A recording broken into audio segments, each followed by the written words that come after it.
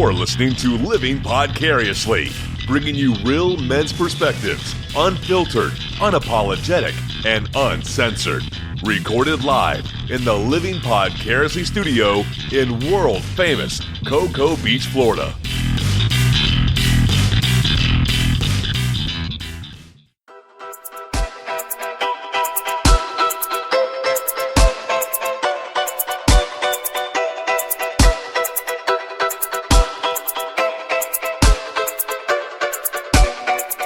Welcome to Living Vicariously. My name is Tach, and I'm one of your hosts, and across from me... Hey, this is Adam. How you doing, Tach? Good, how are you? Good, man. I can't complain. Yeah? Not at all. Anything exciting going on? I know we just had Easter. Yeah, so Easter was pretty fun, man. So yeah. I know you've got kids. You know I've got kids. So we did the scavenger hunt over at my parents' house, which is a kind of a family tradition. We do the Easter egg hunt, of course, but then we did a scavenger hunt, and we had a lot of fun. Andrea's 10-year-old daughter had a blast. She's kind of a whiz kid. She's got an IQ that's off the fucking charts, and she did really, really well at these riddles and scavenger hunt things that my folks, my parents set up for the kids to do. So that's cool. Yeah, we had a really good time. That sounds fun. Yeah, I had had a good Easter as well with a couple of my kids, 2 out of 3. We just lazy, just sat around the house all day. But it was cool. You know what? Those lazy days are sometimes very appreciated. No, I fully believe in lazy Sundays. Absolutely. Dude, I go cuddle up on that chaise in that living room, kick back and watch some fucking marathon Netflix, buddy. That makes me so happy sometimes. Netflix and chill. Well, so I've heard Netflix and chill has a whole different meaning these days. Netflix and chill doesn't mean find your favorite Netflix episode. That means that's code for scroggin', so I hear. I didn't know that. Scroggin'? Yeah. What's code for scroggin'? Netflix and chill. I mean, like, what is scroggin' code for? Yeah, what is scroggin' code for? Fucking, it's for inviting some strange over and getting some ass. That sounds like a good idea. So if you're dating a new girl, maybe if you send her a message, say, hey, you want to come over and Netflix and chill? That really means you want to come over and fuck. That's really what that means. Right. I get that. Right. But lately for me, it's literally just Netflix and chill. Netflix and chill is taken in context. Yeah, it's actually gone full circle back to the original meaning. Oh, so, yeah. Okay. All right. That's not nearly as fun, though. No, definitely not. It's not bad. Okay, so I got a question for you. Shoot. Okay, do you think... A little bit. Not often. When I do, it hurts my head. Okay, that's all. What do you got? No. Do you think people are either gay, straight, or bi, or do you believe everyone is a percentage bisexual and some swing more towards one end to the other? Huh. Polyamorous? Is that what the no, is it No. No, what's the one where you have sex with all sexes? I think that is... You know what word I'm thinking of? Is it polyamorous? No. That's sex with many. Yeah. Well, it says here also Sigmund Freud talks about innate bisexuality. Yeah. Stating humans are born bisexual but morph to monosexual because of society constraints. So so Freud thinks that that's some sort of learned influence. That's what he thinks. Huh. I don't know. What do you think? What is that guy? He also says when I dream about umbrellas, I'm thinking about cocks. So, that's Freud. What about if you dream about cocks? Then it's raining outside. Oh. You know what? That actually makes a lot of sense because I recently told you about a dream I had, and it's been stormy at night. Yeah. Hey, that could be it. Could also be some of those psychosis medicines that you've been taking lately. No, I actually haven't been on any. Oh, well, that explains even more. Yeah. Oh, probably should be. No, so I imagine that everyone has a certain level of some sort of tendency to be attracted to anyone, irrelevant of their sex. So yes, to a level. There's some people that are obviously more bisexual than others. I don't think so much that it's a learned thing, though. I don't think that you learn attraction. I think there's a lot of like LGBT, YMCA. YMCA. Yeah. That group would be quite offended actually hearing that, saying, "Oh, it's just a learned behavior." Yeah, no, I don't think that it's learned at all. I agree with you on that. I think it's more. I think it's how you're born and how you develop as a person, cognitively, mentally. Your prefrontal cortex develops you as the personality that you're going to be, and that's not that you can't physically change how your prefrontal cortex develops by something that you learn. You could with maybe trauma, but not by anything that you're going to pick up or be educated with. So, yeah, but to get to the root of the question. Well, let me read this real quickly. Okay. It says, innate bisexuality was introduced by Sigmund Freud, that expounds all humans are born bisexual, but through psychological development, which includes both external and internal factors, most become monosexual, while the bisexuality remains in a latent state. There's no modern scientific consensus as to how biology influences sexual orientation. We need April in here on this one. Yeah. That's a good developmental studies or behavioral sciences. But wouldn't that just say that, like, wouldn't you just be disproving those very conservative people who are saying, well, when you have a gay couple raise a child, they'll become gay, when it's not true, obviously. Right. Wouldn't that like confirm that more if Sigmund Freud is correct? Like if Sigmund Freud is correct, that would mean that absolutely a gay couple's child will be gay. Let's take it to another example. If you remember back on one of the episodes that we did for the Twisted 10, which is another podcast Tach and I host, right. We talked about IQ and intelligent quotas and factors inside kids and adults. You cannot change other than just fractionally your IQ as you develop, as you grow up, as you grow older. Right. You can ingest more knowledge, but that doesn't affect your ability to retain or learn. So those parts of that part of your brain that controls your intelligence is hardwired from birth. That's just how you are. The only time during a baby's developing brain that can improve is during breastfeeding. So during the first 6-8 months of its life while the brain is developing still is when that can change. Nowhere along the way can you influence your IQ other than very, very, very marginally. And those usually are believed to be on how you can take a test better, not so much on how you can deal with stress or, situations better. So that part of the brain, which is seemingly an easy part that you would be able to change if it was learned science or learned behaviors, cannot be changed. So sexual preference or even attraction, basic attraction, in my opinion, is an improvable concept.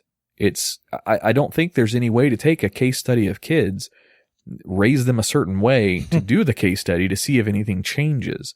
I think your desire to be with a man or a woman or man and woman or whatever is hardwired from birth, from conception. Yeah, I'm pretty sure. Yeah. That's just your preference as a person. I agree with you. I don't think that changes. I mean, look, I'm no scientist, but I just don't. Right. I don't see that as changed. That's an interesting question, though. This is Sigmund Freud, though. This is his theory. I don't think he's actually experimented or tested it at all, because you can't really do that. I mean, well, you did another one, by the way. God, I hate to reference this twice in one show, but the other one you did was strange science experiments, and you did the one where the little boy was circumcised and they cut too much of his dick off, so the doctor did a. Trust me, I thought of that too. I thought of replacement. 3 different things just from the Twisted 10. The doctor kind of backed this up. The doc did a replacement surgery, and the guy raised as a girl still ended up being a man later in life and desiring women. So no, I think it's. But then what happened at the end? He actually committed suicide. Well, that's different. Trauma, a lifetime of trauma is different than sexual attraction or right. Whatever. Yeah, I mean, it's terrible. Huh. So I think I'm gonna have to disagree with old Freudy here. Yeah, so. I kind of would too. I don't think I'm gonna agree with that. I like a lot of Freud's representations of sex in everyday life. I like a lot of his work. I haven't read a whole lot of it, I'll be honest, but I haven't either. I like a lot of the stuff that I know about him, at least. But the original question is, do you believe that people are just like a percentage of each? That's a different thing. Or are they straight up gay, straight, or bi, and that's it? Like, there's no So this is I'm gonna take you to another place during this little answer. I'm gonna give you your answer, but I'm gonna take you on a little trip. A little journey? You ever seen the movie Ted? No, not Ted. The fuck is the movie about the alien? Paul? You ever seen the movie Paul? Yeah. Well, when Paul gets asked about his sexual preference, and he goes, "Hey man, it's not really about a sexual preference thing. It's about what's going to feel good. It's about a pleasure thing. Mm-hmm. Guys and girls, whatever. We just all get together and just have fun." So Paul in that movie is supposed to be more advanced culture than the U.S. or than the Earthlings. So evolution would take us to a point where we're acceptably bisexual in nature. But no, my answer is no. I think it's there's no way that you can tell. I don't think everyone is something. I think everyone is different. And you, Tach, may be 100% straight. And the next person on the couch over would be 75% straight. He's got some attraction to dudes as well, but he's still going to go for the girls.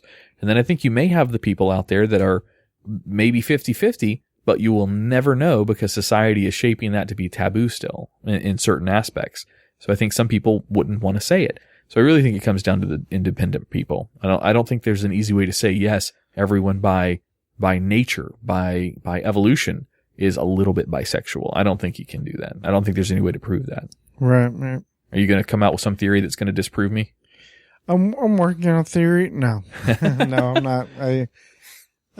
No.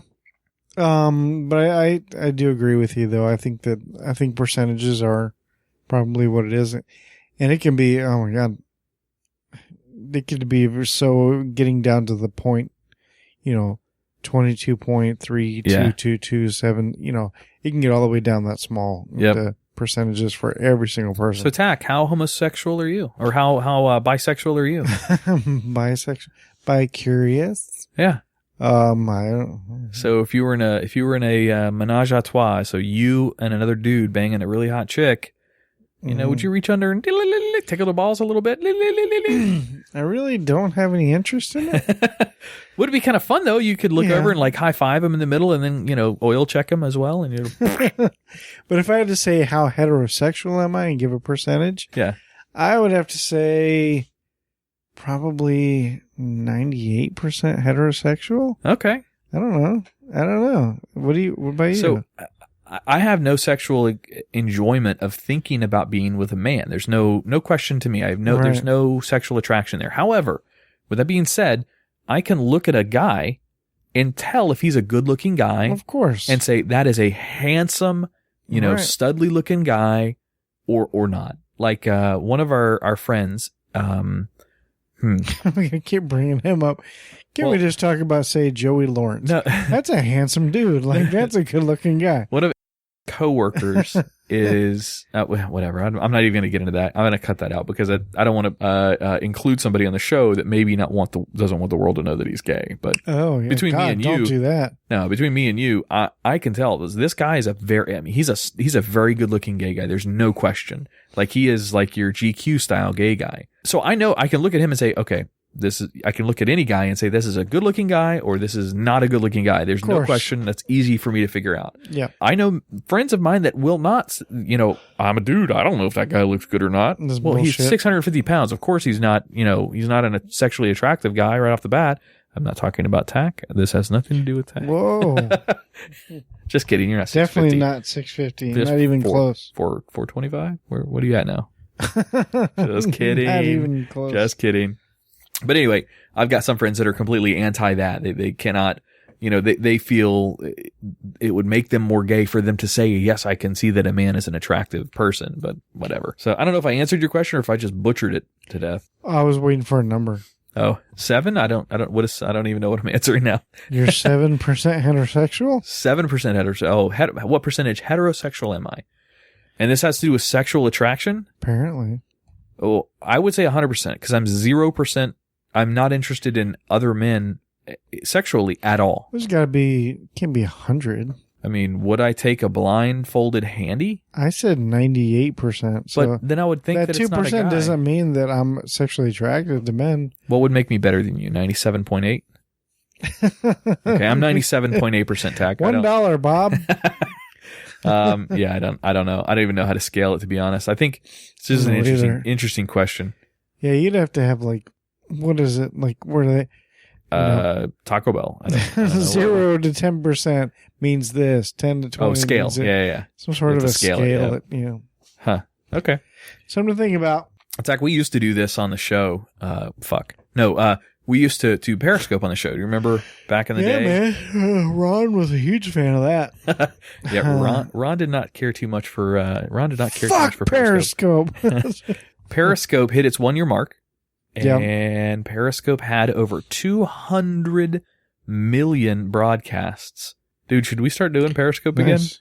Should we start airing our shows on Periscope? Doesn't cost anything. Might as well. But, Facebook also has their streaming now, too. The company says there are now so many live streams, they equate to 110 years of live video being watched every day on the app.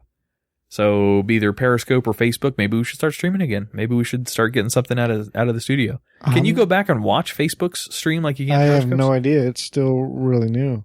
Is it in its beta release or whatever? Well, I wouldn't say beta release, but anyway, sorry. All right, so we'll look to see if Facebook's got it. If they've got it and it's better than Periscope, then we'll do that too. But I think, especially when we have guests in here, like I've got that for our listeners, it's going to be a surprise guest that's going to be coming in. I don't exactly know when this surprise guest is coming in, but let's just say he just returned from a reality show overseas. Oh, right.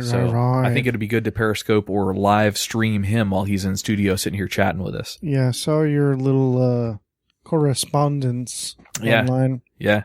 Hopefully that'll be a lot of fun. Hopefully he's got some cool stories to tell us. Yeah. Well, he'll be limited to what he can talk about. Yeah, of course. That is just kind of how it goes.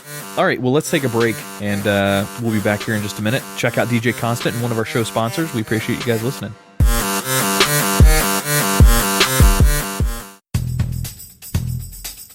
Check out our new sponsor, Last Drop Vape. They make a premium e-liquid line that is simply fantastic. I vape a lot and use Last Drop Vape's blueberry and strawberry cream. They also have a chocolate that is spot on. All of Last Drop Vape's premium e-liquids are proudly made in the USA. Their e-juice is bottled in a clean, certified, laboratory using 100% FDA compliant machinery, meeting AEMSA standards and future FDA regulations. Visit them at lastdropvape.com or on Facebook at facebook.com/lastdropvape. If you are interested in becoming a distributor, you can contact them at their website under the wholesaler section.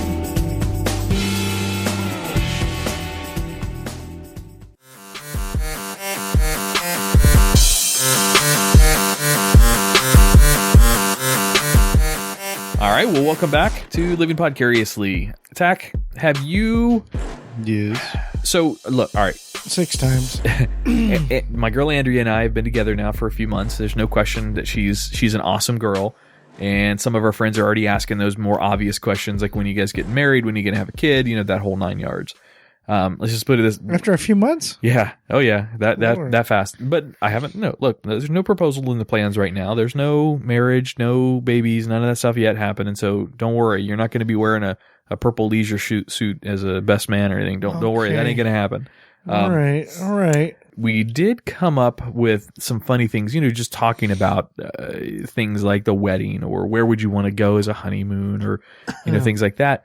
Yeah. And a girl came up with a really fucking cool idea, and I wanted to run it off of you because I wanted to see. To me, it sounds like a great idea, and it sounds like a really fun thing to do at a wedding, at the reception anyway. But I also want to make sure it doesn't come off being cheese-ballish or whatever. I don't want to be like, oh, God, that's what he's doing. Oh, that's so tacky. So one of the things that we did for the Cocoa Beach Regional Chamber here recently was when we went to an event down in Vieira at a fucking car dealership. Yeah. And it was a sponsored event for the chamber, but it was this car dealership hired these people, and it was a casino night. So they hired this company that does casino nights down to the chamber event. They, bring in all of their tables, and they're all professionals. They're all professional dealers. They're all professional, blackjack, whatever. Yeah. And they had tons of chips there, and you could buy chips into the event. And the money that you spent on the chips would go back to the chamber as, fundraising for the chamber. Okay. So we went to do this, and we had a blast. And of course, the dealers there are trying to also sell their business as to, you can hire us to do any kind of event. So we thought, how cool of a to us, it would be cool. How cool of a time would it be for you to go to a wedding? Okay, the ceremonies sometimes are kind of boring, but the reception is casino night, casino themed, Sometimes. casino night. Ceremonies are always boring. Always boring. That's why they're not really that long. Yeah, Usually. thank goodness. But what would you think? Casino night, and it's not real money; it's funny money. So Okay. I'll give you an example. At this event, you got when you first showed up, they give you $100 in chips. And you take that $100 in chips and you go spend them wherever you want. Now, they're not actually cash value of $100. It's just funny money. Okay. All right. But if you ran out of money and you wanted to keep playing, you would go back to the little, concierge area and buy $100 more in chips for $10, 10 real dollars. Okay. So that $10 went to the chamber. Well, at a honeymoon, we wouldn't ask anybody to bring any gifts. We would just say, come play casino night with us. And any money that you buy to get more chips would just simply go to like a honeymoon fund for the two of us. Does that sound like a cheese dick kind of move, or does that sound pretty fun? No, that sounds fun, but it didn't seem like it would be for everybody, though. No, that's very true. So you would still have the DJ and the dance floor, Okay. and you would still have a dinner of some kind, either buffet or sit down and be served. Kids? Oh, that's a good. I didn't even think about that. But it's funny money though. It's not real gambling. Right. I would almost say yes, definitely to have kids out there as well. I didn't think about kids that much though. Would there be like slot machines and stuff too? Yep. Yeah. Slot machines, everything. Gotcha. I did not think about kids though. That's a good point. But anyway. overall, I think it's a cool idea though. That would definitely be something different, and I'd be excited about it. Either that or we were going to do a Star Wars themed wedding and I was going to be Han Solo. She was going to be Princess Leia. Yes. So much yes. Who's going to be Chewie? You just got to find a Chewie for us. Well, I'm really short. Well, not really short, but No, you're not that short. I'm not 6'8" or whatever it is. This led me into thinking in the fashion of our other podcast, The Twisted 10, which I think is our third plug for that show on this this one. This is from thedailycaller.com, so that's where I got this from. Okay. 10 strangest places to get married. So we won't spend a lot of time talking about them. I just want to run through this list because it's pretty funny. Strange places like... Yep, strangest places to get married. I'll just start off. Number 10. All right. It says the 99-cent store, the dollar store. 9 lucky couples were married at the Los Angeles 99-cent only store to celebrate September 9th, 2009. The store picked 9 couples to say I do on aisle 9, surrounded by decorations from the store's inventory. Yeah. This website, by the way, has pictures of all of these things that this happened to. Number 8, Voodoo Donut in Portland has a wedding package for the sugar-obsessed couple. The donut shop offers donuts and cake for up to 40 people. So a donut shop, place to get married in a donut shop. Taco Bell, number 8, Taco Bell. An Illinois couple tied the knot over burritos at their local Taco Bell. The employees were kind enough, though, and decorated it with chains of balloons, streamers, hot sauce packets tied to them. Yeah, no, that's not a bad idea. I can barely get the local Taco Bell folks to give me my meal correctly without it being, whatever, disgruntled people. Number 7, Roadkill Raccoon and Reddish Radish hosted but before I read the rest of this, I want you to tell me if you can guess what their profession is. Roadkill Raccoon and Reddish Radish. That's a guy girl. I don't know which one's which. These are their names? Yep, that's their names. Roadkill Raccoon and Reddish Radish. Reddish Radish. A raccoon and a... They have a very unique profession. I have no idea. They hosted a wedding. At their wedding were certain types of games and costumes. There was even a bike parade to celebrate the occasion. Clown wedding. These are clowns. Roadkill Raccoon and Reddish Radish are clowns. They hosted a clown wedding. So number 6, if you're willing to stand on top of an airplane, you can get married in the clouds. This British couple stood on separate airplanes while the minister flew in front of them to express their soaring love. Okay. Soaring. The dump. Dave Hart wanted to marry his bride where they first met, the garbage dump. The bride wore a $7,000 dress, but chose to stand in front of the pile of garbage on her big day as opposed to on top of it. Number 4, a Michigan Maxinista had her wedding in a local store. See if you can guess it based on her name. Based on her nickname, a Michigan Maxinista. TJ Maxx. TJ Maxx. Oh, that was her happy place. So she got married in a TJ Maxx. Wow. Man, these people. I guess you don't have to pay a lot for the venue. All right, number 3. A couple from Brussels took a leap of faith when they wed on the platform 50 feet up in the air and then bungee jumped off of it at the end of the aisle. This literally, and I saw this picture again. This is from, scroll back up, dailycaller.com. The entire wedding party, the entire thing, camera people and all, were hoisted up on this giant platform way the fuck up in the air. So you have all of these people in dresses all being raised up, to bungee jump off of it. Yeah, no, not interested. All right, so number 2, Mickey D's. Of course, that one was going to come up. A British couple was married at McDonald's because they are such big fans of their fast food restaurant. And the number 1 place that was odd. Number one for strangest place to get married.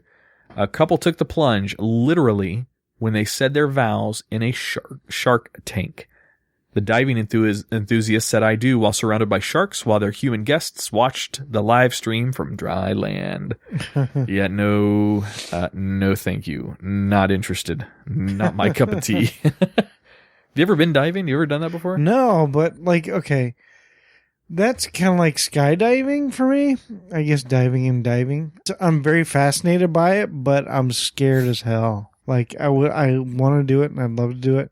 Scared as hell. Two separate reasons for it. Like skydiving, because it just seems like something you just have to do one day, But, fear of hitting the ground and all. Yeah, it's not the fall that hurts. It's that sudden stop that's the bitch. But then scuba diving, that just seems amazing, right? My mom scuba dived, growing up. She used to tell me all about it. Oh, that's cool. Growing up. And she says it's the closest thing you can ever do that's flying. It's yeah. And it's so beautiful. But here's the thing for me is anything can sneak up on you in the ocean behind you. You are the slowest thing in the ocean. Yeah, that's true. Oh my God, I didn't even think about that. Yeah. But I just added another fear. Yeah. Anything can sneak up on you. It's not like an elephant that makes noise. You know. It can just wait a minute. Turn around. When the big sharks are coming, you always hear their sound. Their sound in the water is dun. That's their sound, right? That's when they swap their tails back and forth. Maybe. They whip their tails back and forth. They whip their tails back and forth. Here's another thing too. I don't even know what this fear is called, but I realized that I have it, and I don't know what it is. It's being in large dark spaces. Is that a thing? Oh, trust me. With all the I'm sure it's a thing. The things we looked up last week. Let me look it up. The fear of being in large dark places. Large dark. I've never said that out loud before, which is weird. Large dark spaces. Is that weird? Is that a thing? I'm trying to think if that's really what it is. I'm afraid of. All right. So fear of large dark spaces. The phobia list. There it is. Hang on. I just recently learned too that I had a fear. I mean, I knew I had this fear, but I didn't know the name of it. Was the tryptophobia? What's this? The fear of what? It's called tryptophobia. Tryptophobia? No, I know it starts with trypto something or other. Tryptophan?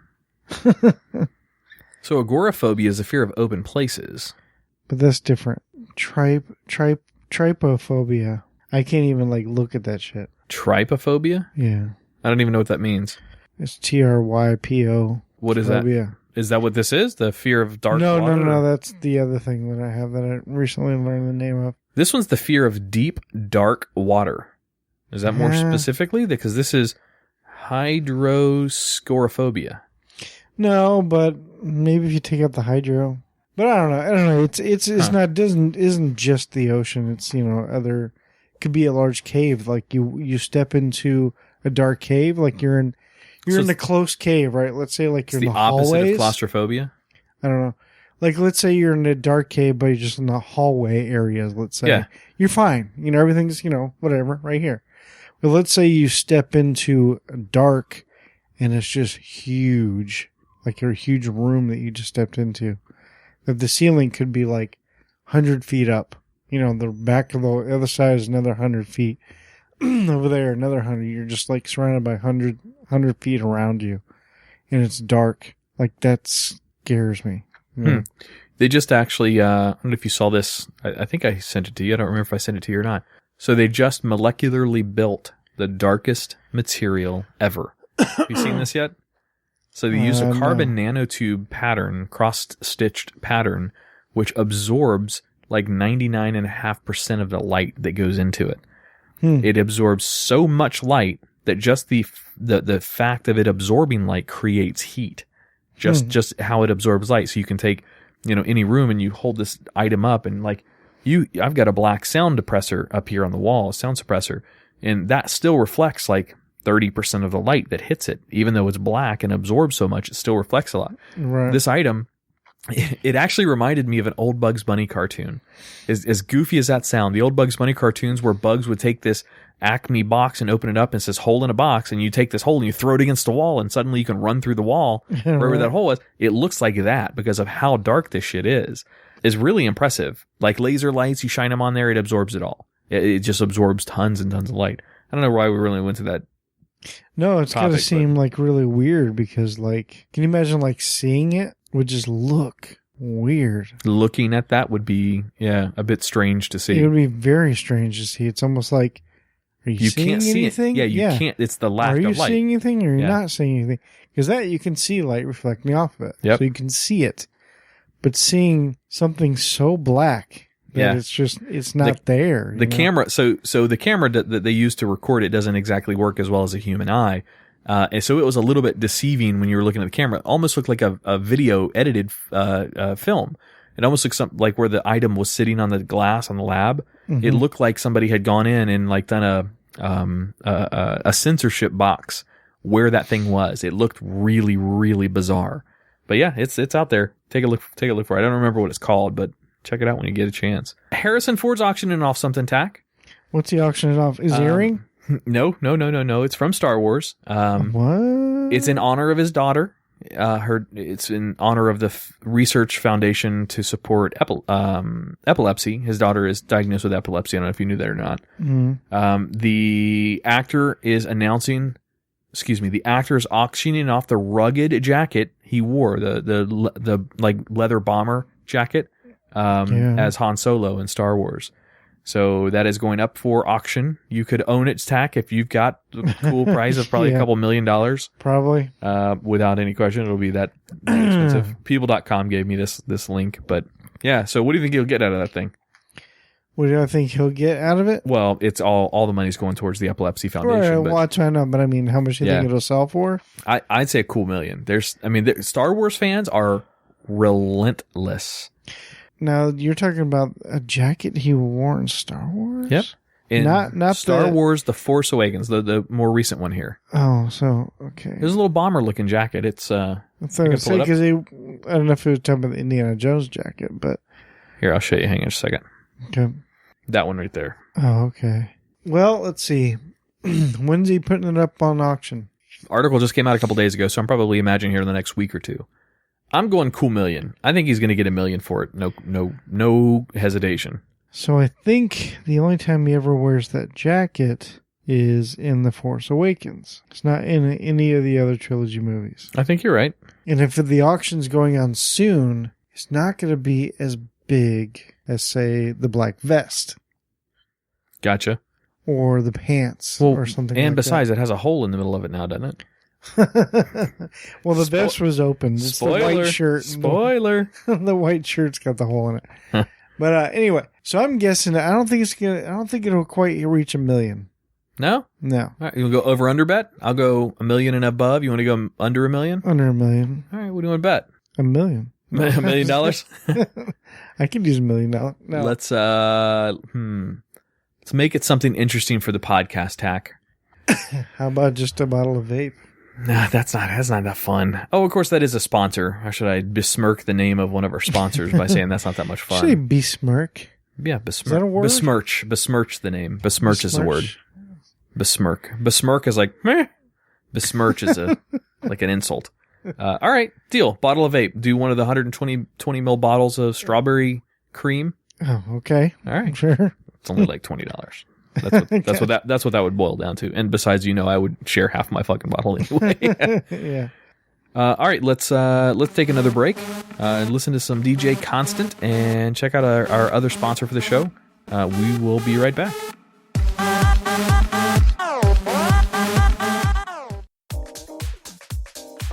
Introducing Radio in a Box, your single online stop for all of your rave and festival goodies. Rave in a Box sells and ships all of your rave and glow toys, along with flow arts, gloves, diffraction glasses, and more. Their simple-to-use shopping cart and standard 2-day shipping will have your products in your hands just in time for your next performance. Visit them at raveinabox.com, also Facebook and Instagram by searching Rave in a Box. Peering into the inner thoughts and expressions of men. Women submit questions for Adam and Tach to get brutal, honest admissions. We call this the Guy-a-ry. Guy-a-ry? Really? Is that the best we could come up with?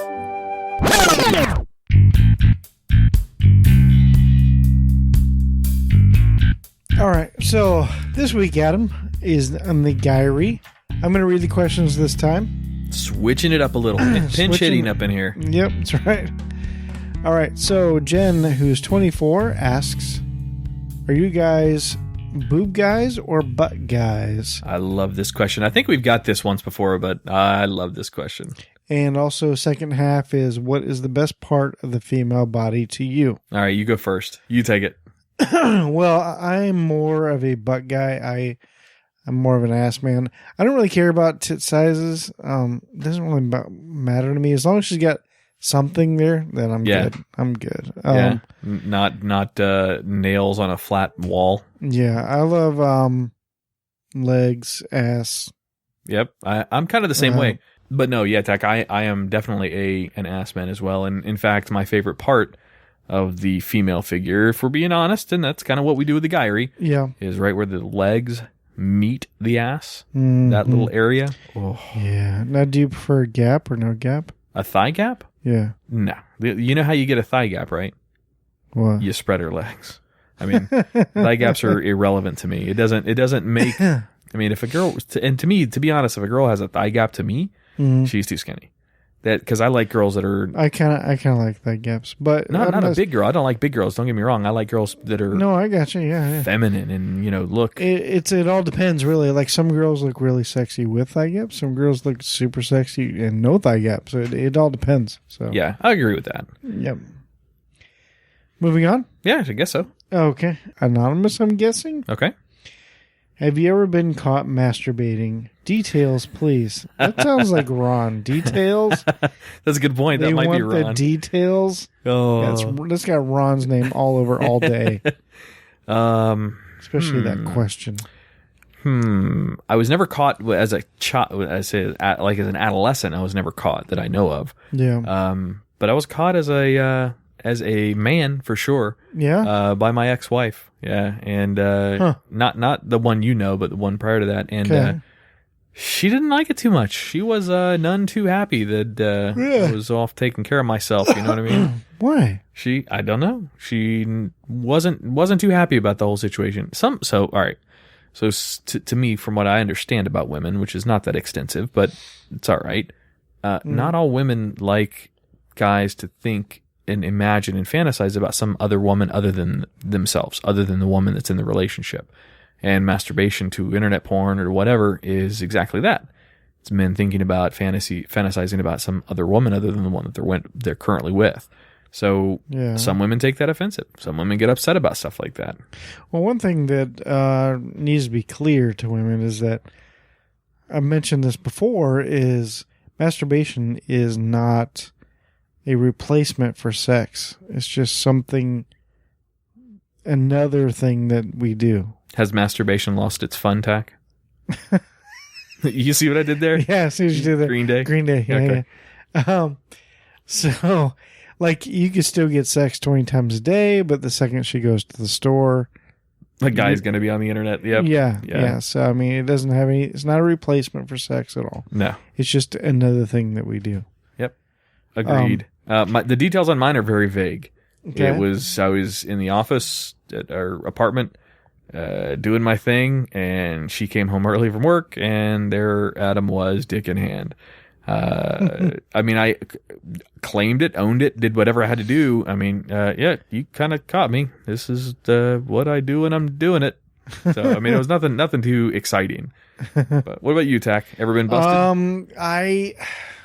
When I first read the question, I was thinking, no, it never happened. Then I remembered, wait, oh, that's right, I did. And then I remembered another time. I'll just tell you. Okay, as a kid, my dad did walk in on me once, and then it was just funny because like he walks in, sees it, and immediately just turns around and walks right out. Doesn't say anything, and I was just like, oh, what do I do now? Yeah, what do I do? Like, and it was like, and it was never brought up. It was just, and that was it. And there's another time where I don't even know how to put this. A priest had you do it? No, I'm kidding. This girl, I wasn't caught in the act, but a tool Oh dear, was found. Not a tool. Is this like something you would use to illuminate a sky or illuminate the grass at night if you're walking outside? A flashlight? No. Not like that. Not like that. A tool? A dream catcher, if you will. A dream catcher. It's just a crude, funny term. Okay, it's kind of like, some people use a sock. Oh, okay. It's like a dream catcher, if you will. That's quotations. Got it. A sock that's as hard as a rock. Got it. That's as an example. Yes. Something like that was found by the girls with one time. Oh, okay. And she was like, hey, look what I found. Meh. And I was just like, I just kind of hung my head in shame. And she was just like, whatever, it's just funny. And then she just kind of... She could have really fucked with you then and like touched her tongue to it. Oh, God. Oh, no. That's gross. So, yeah. Other than that, that was it. That's it? All right. All right, Ron, hope you like that answer. Yeah, Ron. All right. Next one is also anonymous.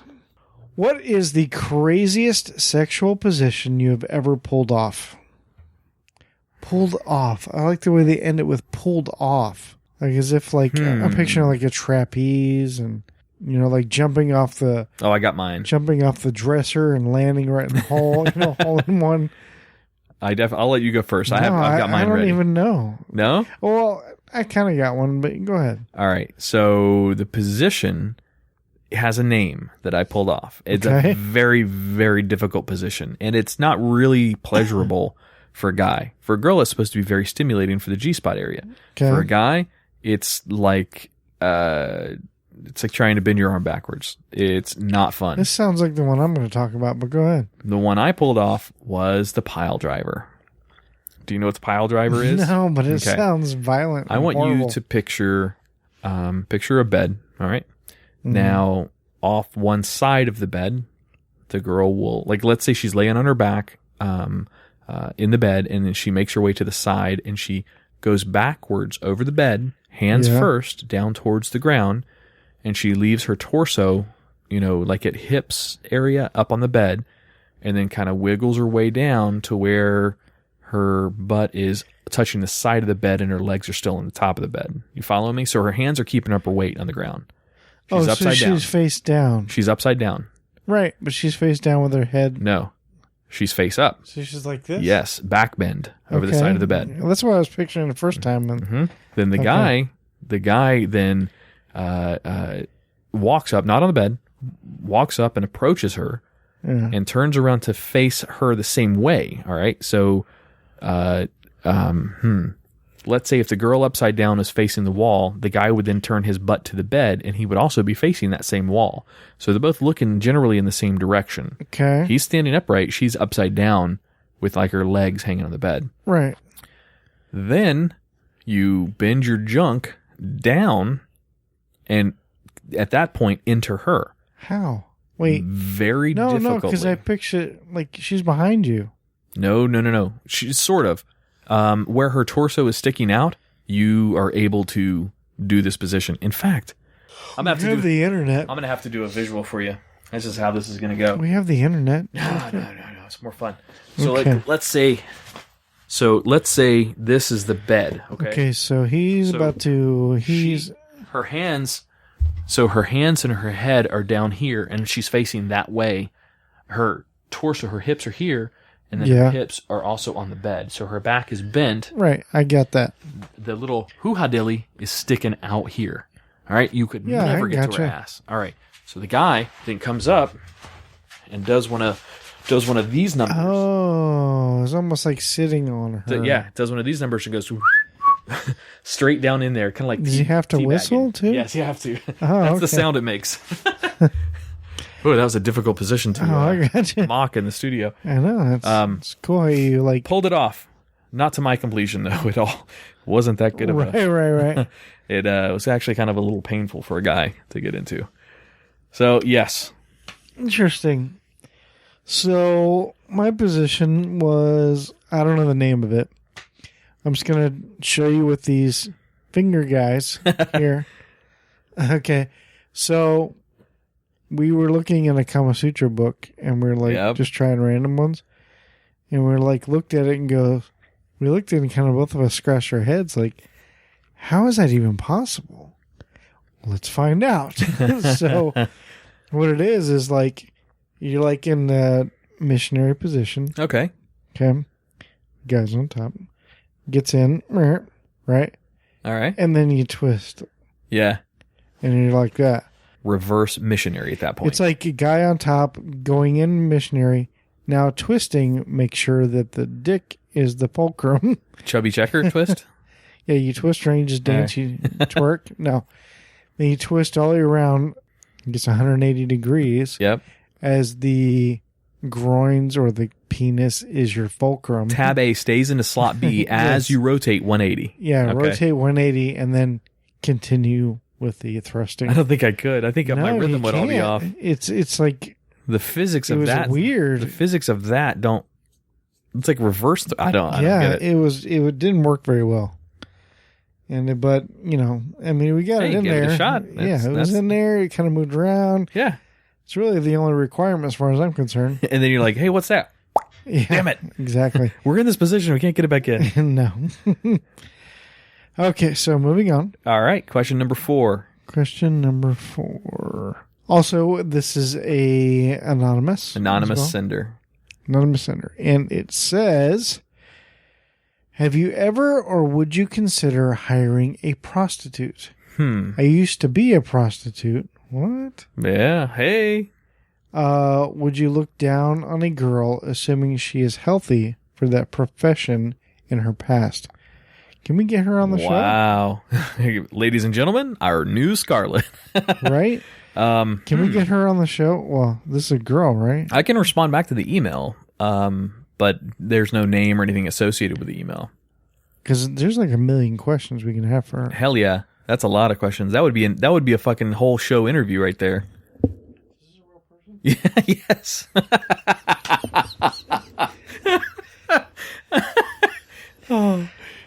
Yeah, let's get her on the show, for real. I want to talk to her. Okay, I'll ask. Yeah, if you're listening, get a hold of us. Send it if you want to be on the show. Let us know. Holy shit! You know what her name is? Whoa, Sally.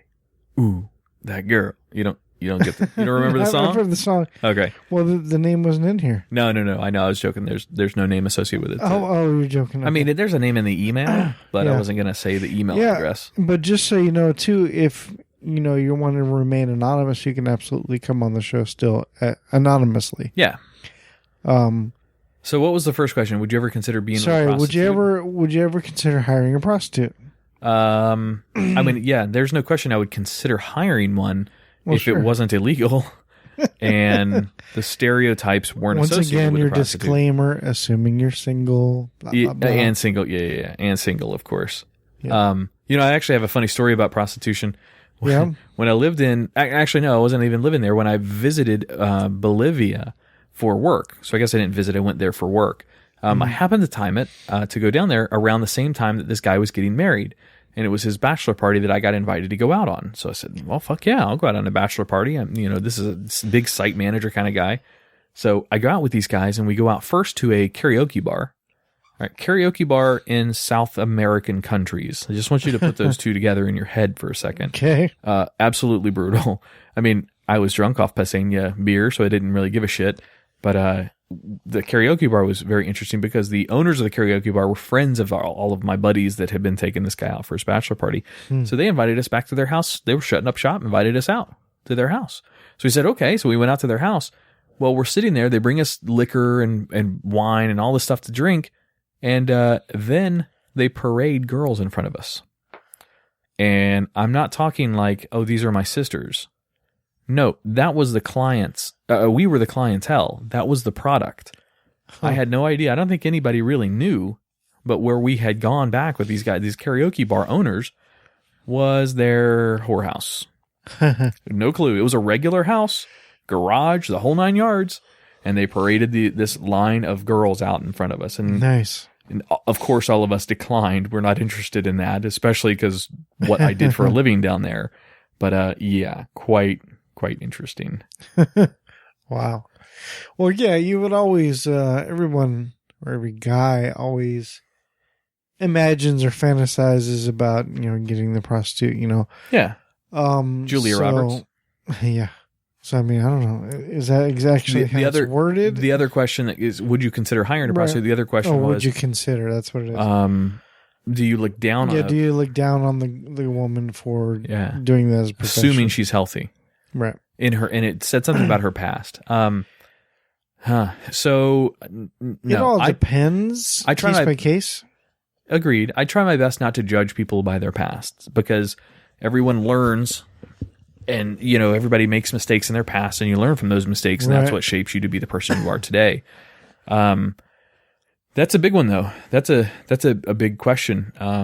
That's a profession that has a lot of danger associated with it and a lot of strings that stay attached even afterwards for a lot of these girls. Yeah.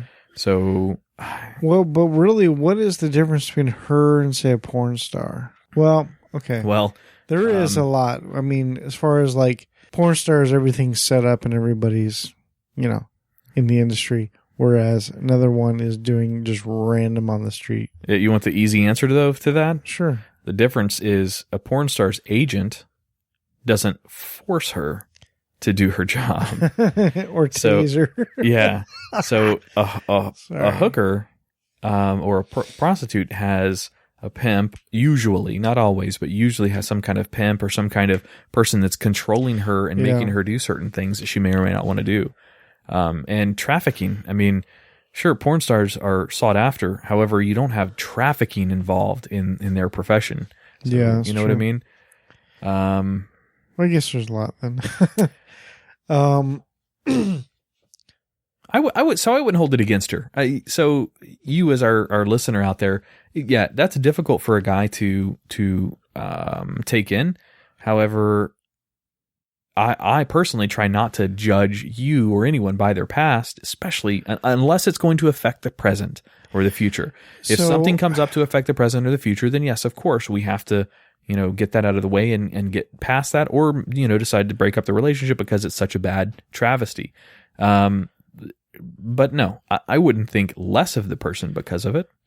It happened. It's in the past. What's kind of interesting is I wasn't even thinking. I didn't read that question as if like she's your potential girlfriend. Oh, that's how I always read those questions. I didn't even read that. I read that as in like, would you judge her for it? Just as a person. I didn't even think about like because that's way different now. When as just a regular person, would I judge her not knowing Tach, her? Assuming hookers are regular people too. Hooker lives matter. Hooker lives matter. But her just being a regular person, like no, I mean, I'm not going to judge you for it. If you got out of it and you're completely out of it now, and let's say now you do what a normal job and no strings attached. No strings attached. And no pimps are going to come looking for you. Drug addicts. You're not a drug addict. You're not, everything's good now. Awesome. Great. Now will you get in a relationship with her? I don't know. I would, as long as there's no strings attached and there's health, and there's no, no stereotypes that are you associate with prostitution. True. Still attached there. I would, and I'd have no issues with it. I think that one would be case by case. Yeah. I could never say, I would never do that. Now here's the big question. What? Let's assume you like this girl enough to have a relationship with her. Yeah. But, let's say you lived in Dallas, Texas, Okay. And you know that she's been a hooker for 5 years in Dallas, Texas. Right. What makes these barbecues that you would go to kind of uncomfortable? You're looking around, did you fuck my girlfriend? Right. Did you fuck my girlfriend? But if she worked in Dallas, Texas, and you were living in Cocoa Beach, Florida, well, you know what? Meh. The odds are pretty good. No, I'm just kidding. I'm not a jealous type of person, so that I don't ever have those types of tendencies anyway. But I would be high-fiving somebody. Yeah, woohoo. Yeah, it's case-by-case basis for me, but I definitely want her on the show. Let's get her on the show. Tach brought up a good point here, listener. Send us an email at show@livingpodcariously.com. And if you want to, we can do a voice changer on the audio. Yeah, definitely. We can, protect your identity, and we would do a liability release and all that stuff. Give us a call or send us an email. So let's set up something for the next time we record, because, we've got a ton of questions we would like to ask you. I didn't think about that when those emails came in, but that'd be a great show. Yeah, that would be. Cool. Well, hey, let's see if we can get her on. Awesome. You want to get out of here? I don't have anything else to throw out there. Yeah. I would like to say that this week's Living Podcariously is brought to you by the Twisted 10 podcast. Tach and I produce that podcast as well. Go check it out. It's not quite as raw as Living Podcariously is. It's a host-created top 10 list, and we come up with new top 10 lists every week, all over the place. Yeah, there's still some cussing in it, but maybe a little bit of sex talk, but very, very little. Very little. But yeah, go check that out. That's the sponsor this week. We're our own sponsors, Tach. That's right. Can't sell ourselves, who will? Right? Exactly. All right, so you ready to go? Yeah, man, let's get out of here. All right, man. Appreciate it, guys. Have a great week. We'll see you next week. Hey, guys, this is Tach from Living Podcariously. You can also check out other content I have. I also co-host a podcast called Taint Funny on iTunes and Stitcher. It's me and three of my buddies. We talk about movies, television, video games, comic books, you name it. It's a comedy podcast called Taint Funny, and you can check us out at taintfunnypodcast.com.